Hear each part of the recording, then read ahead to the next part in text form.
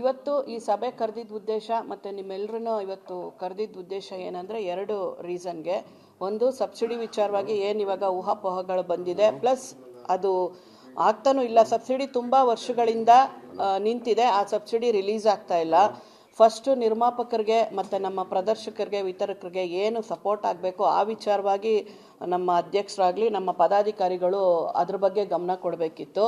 ನಮಗೆ ಮೀಡಿಯಾದ ಇವಾಗ ಚಿತ್ರಲೋಕ.com ಆಗಲಿ ಇನ್ನೊಂದು ಎರಡರಲ್ಲಿ ಇದು ಬಂದಿದೆ ವಿಚಾರ. 93ರ ಒಂದು ಸಂಭ್ರಮ ಮಾಡ್ತಾರೆ ಅನ್ನೋ ವಿಚಾರ ನಮ್ಮೆಲ್ಲರೂ ಕಿವಿಗೆ ಬಿದ್ದಾಗ ಇದು ಮಾಡಬಾರ್ದು, ಇದಕ್ಕೆ ಅವಶ್ಯಕತೆ ಇಲ್ಲ, ಮಾಡಬಾರ್ದು ಅನ್ನೋದಕ್ಕಿಂತ ಇದು ಚೆನ್ನಾಗಿ ದುಡ್ಡು ಬಂದು ಎಲ್ಲರಿಗೂ ಅನುಕೂಲವಾಗಿ ಆ ಸಂತೋಷನ ಸಂಭ್ರಮನ ಒಂದು ತಗೊಳ್ಳೋ ಒಂದು ಮನಸ್ಥಿತಿ ಪರಿಸ್ಥಿತಿ ಇದ್ದರೆ ಮಾಡೋದ್ರಲ್ಲಿ ಒಂದು ಅರ್ಥ ಇರ್ತಿತ್ತೇನೋ. ಆದರೆ ಇಲ್ಲಿ ಆ ಪರಿಸ್ಥಿತಿಗಳಿಲ್ಲ. ಯಾಕಂದರೆ ಲಾಸ್ಟ್ ಟೈಮ್ ಈಸಿನಲ್ಲಿ ನಾನು ಇದ್ದಿದ್ದರಿಂದ ಇಲ್ಲಿ ಒಂದು ಏನು ನಡೀತಾ ಇದೆ ಅನ್ನೋದು ಗೊತ್ತಿರೋದ್ರಿಂದ ಈ ವಿಚಾರನ ನಾನು ಕೈಗೆ ತೊಗೊಂಡಿದ್ದು. 93ರ ಸಂಭ್ರಮ ಮಾಡೋದ್ರಲ್ಲಿ ಅರ್ಥ ಇಲ್ಲ. ಇವಾಗ ನಮ್ಮ ಮಂಜು ಸರ್ ಅವರು ಮಾತಾಡಿದ್ರು, EC ಆದಮೇಲೆ ಡಿಸಿಷನ್ ತೊಗೋತೀವಿ ಅಂತ ಹೇಳ್ತಾರೆ. EC ಅಲ್ಲ ಸರ್, ನೀವೇ ಆ ಒಂದು ಚರ್ಚೆನ ECನಲ್ಲಿ ಇಡೋದೇ ತಪ್ಪು. ದಯವಿಟ್ಟು ಆ ವಿಚಾರಗಳನ್ನ ಮಾಡಬೇಡಿ.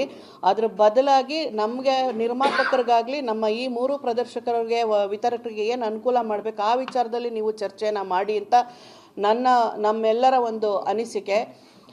ಈ ರೀತಿಯಾಗಿ ಅದು 25 ವರ್ಷಕ್ಕೆ ಮಾಡ್ತಾರೆ, 50 ವರ್ಷಕ್ಕೆ ಮಾಡ್ತಾರೆ, 75 ವರ್ಷಕ್ಕೆ ಮಾಡ್ತಾರೆ, 100 ವರ್ಷಕ್ಕೆ ಮಾಡ್ತಾರೆ ಪ್ಲ್ಯಾಟಿನಮ್ ಅಂತ. ಇದ್ರಾಗಿ ನಾವೆಲ್ಲರೂ ಸೇರಿ ಅಷ್ಟೊತ್ತಿಗೆ ನಮ್ಮ ಒಂದು ಚಿತ್ರರಂಗನ ಹೆಚ್ಚಿನ ಮಟ್ಟದಲ್ಲಿ ಬೆಳೆಸೋಣ. ಎಲ್ರಿಗೂ ಅನುಕೂಲವಾಗಿ, ನಿರ್ಮಾಪಕರುಗಳಿಗೆ ಏನೇನು ಅನುಕೂಲ ಬೇಕು ನೋಡಿ. ವಾಣಿಜ್ಯ ಮಂಡಳಿಯಿಂದ ಒಂದು OTT ಪ್ಲ್ಯಾಟ್ಫಾರ್ಮ್ ಮಾಡಿದ್ರೆ ಎಲ್ಲರಿಗೂ ತುಂಬ ನಿರ್ಮಾಪಕರುಗಳಿಗೆ ಅನುಕೂಲ ಆಗುತ್ತೆ. ಯಾಕಂದರೆ 1-2 ದೊಡ್ಡ ಸಿನಿಮಾಗಳು ಮಾಡಿದ್ರೆ ಉದ್ಯಮ ನಡೆಯಲ್ಲ ಸರ್. ಎಲ್ಲ ಸಣ್ಣ ಸಿನಿಮಾನೂ ಆಗಬೇಕು, ದೊಡ್ಡ ಸಿನಿಮಾನೂ ಆಗಬೇಕು. ಎಲ್ಲ ಸಿನಿಮಾಗಳು ನಡೀತಾ ಇದ್ದಾಗ ಮಾತ್ರ ಎಲ್ಲ ಟೆಕ್ನಿಷಿಯನ್ಸ್ಗಳಿಗೂ ಕೆಲಸ ಸಿಗುತ್ತೆ. ಡಿಸ್ಟ್ರಿಬ್ಯೂಟರ್ಗಾಗಲಿ, ಟೆಕ್ನಿಷಿಯನ್ಸ್ ಆಗಲಿ, ಆರ್ಟಿಸ್ಟ್ಗಳಾಗಲಿ ಕೆಲಸ ಸಿಗುತ್ತೆ. ಆಗ ಎಲ್ಲ ರೀತಿ ನಿರ್ಮಾಪಕರುಗಳು ಈ ಥರ ಸಿನಿಮಾ ಮಾಡಬೇಕಂದ್ರೆ ಅವ್ನಿಗೆ ಹಾಕಿದ್ದ ಹಣ ವಾಪಸ್ ಬರಬೇಕು. ಹಾಕಿದ್ದ ಹಣ ವಾಪಸ್ ಬಂದಾಗ ಮಾತ್ರ ಅವ್ನು ಸಿನಿಮಾ ಮಾಡೋಕ್ಕೆ ಸಾಧ್ಯ. ಇಲ್ಲ ಅಂದರೆ ಚಿತ್ರರಂಗನೇ ನಿಂತೋಗುತ್ತೆ. ಅದಕ್ಕೆ ಅವಕಾಶ ಆಗಬಾರ್ದು. ನಿರ್ಮಾಪಕರು ಹಣ ಎತ್ತಕ್ಕೆ ಏನು ಮಾಡಬೇಕು ಅದ್ರ ವಿಚಾರವಾಗಿ ಚರ್ಚೆ ಮಾಡಿ ಏನಾದರೂ ಒಂದು ಶಾರ್ಟ್ಲಿ ನೀವು ಒಂದು ಡಿಸಿಷನ್ ತೊಗೊಂಡು ಅದನ್ನು ಎಕ್ಸಿಕ್ಯೂಟ್ ಮಾಡಿದ್ರೆ ನಮ್ಮೆಲ್ರಿಗೂ ತುಂಬ ಅನುಕೂಲ ಆಗುತ್ತೆ. ಇದನ್ನು ನಾವು ನಿಮ್ಗಳಿಂದ ನಾವು ಎಕ್ಸ್ಪೆಕ್ಟ್ ಮಾಡ್ತಾ ಇದ್ದೀವಿ. ಒಂದು OTT ಪ್ಲ್ಯಾಟ್ಫಾರ್ಮ್ ಮಾಡಿ, ಇಲ್ಲಾಂದರೆ ನಿರ್ಮಾಪಕರಿಗೆ ಇವಾಗ ನೋಡಿ, ನಾವು ಸರ್ಕಾರದಿಂದ ಜಾಗ ತೊಗೊಂಡು ಎಲ್ಲರಿಗೂ ಒಂದು ಬಡಾವಣೆ ಮಾಡಬೇಕಂತ ನಾವೆಲ್ಲ ಮಾತಾಡ್ತಿದ್ವಿ. ವಸತಿ ಬಡಾವಣೆ ಮಾಡೋ ಅಂಥ ಅನುಕೂಲ, ಈ ಥರದ್ದು ಯಾವುದಾದ್ರೂ ವಿಚಾರಗಳನ್ನ ಮುಂದೆ ತೊಗೊಂಡು ನೀವು ಡಿಸಿಷನ್ಸ್ ತೊಗೊಂಡ್ರೆ ಒಳ್ಳೆಯದಾಗತ್ತೆ. ದಯವಿಟ್ಟು 93ರ ಸಂಭ್ರಮ ನಮ್ಮ ಯಾರಿಗೂ ಇಷ್ಟ ಇಲ್ಲ. ಅದನ್ನು ECನಲ್ಲಿ ಇಡೋದೇ ತಪ್ಪು ಅಂತ ನಮ್ಮೆಲ್ಲರ ಅನಿಸಿಕೆ. ಬೇರೆ ವಿಚಾರಗಳನ್ನ ತಗೊಂಡು ಮಾಡಿ ಸರ್. ಹಾಗೆ ಸಬ್ಸಿಡಿ ವಿಚಾರ ಹೇಳಬೇಕಂದ್ರೆ ಫಸ್ಟು 125 ಸಿನಿಮಾಗೆ ಸಬ್ಸಿಡಿ ಕೊಡ್ತಾಯಿದ್ರು. ಆಮೇಲೆ ಬೊಮ್ಮಾಯಿ ಅವರು ಅದನ್ನು ಅನೌನ್ಸ್ ಮಾಡಿದ್ರು 200 ಚಿತ್ರಗಳಿಗೆ ಕೊಡ್ತೀನಿ ಅಂತ.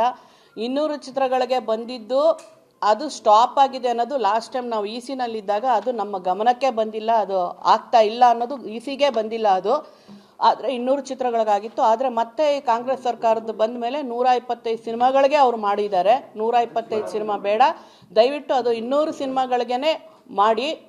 ಆಮೇಲೆ ಆ ಸಬ್ಸಿಡಿನ ದಯವಿಟ್ಟು ಜಾಸ್ತಿ ಮಾಡಿ. ಯಾವುದಾದ್ರು ಗೌರ್ಮೆಂಟ್ ಎಲ್ಲೆಲ್ಲೋ ಕೊಡ್ತಾ ಇದ್ದಾರೆ ದುಡ್ಡು. ಆದರೆ ನಿರ್ಮಾಪಕರುಗಳಿಗೆ ಇಲ್ಲಿ ಬ್ಯಾಂಕಿಂದ ಲೋನು ಕೊಡಲ್ಲ, ಸರ್ಕಾರದಿಂದನೂ ದುಡ್ಡು ಕೊಡಲ್ಲ. ಅಂದರೆ ನಿರ್ಮಾಪಕರುಗಳು ಹೆಂಗೆ ಸಿನಿಮಾ ಮಾಡ್ತಾರೆ?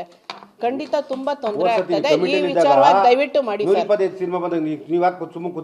ಸರ್, ಆ ವಿಚಾರ ECಗೆ ಬಂದೇ ಇಲ್ಲ ಸರ್. 200 ಸಿನಿಮಾ ಕೇಳಿದಾರೆ ಸರ್, ಕೇಳಿದೀವಿ. ಆಮೇಲೆ ನೋಡಿ, ಜಯಸಿಂಹ ಮುಸುರಿ ಅವರಿದ್ರು, ಅವರು ಮಾತಾಡಿದ್ದಾರೆ ಅಲ್ವಾ ಸರ್?